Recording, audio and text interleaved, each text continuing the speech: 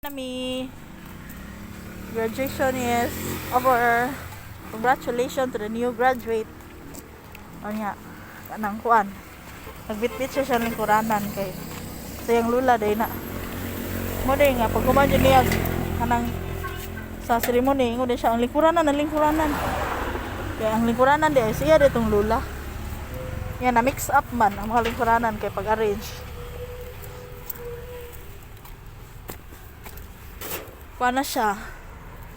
New chapter na siya siyang life. Manang iyahang elementary, next chapter high school. Ang mga parents dito nga ni-attend kay kuan sa pangalan anang maikog takay. Ilang garland bitaw. Ay mga kwarta. Na, murag sort of regalo ba?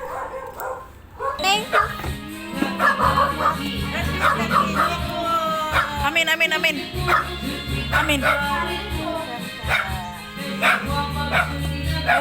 Ang uban nitong ay gatag yung sulula. Like this little hey gold.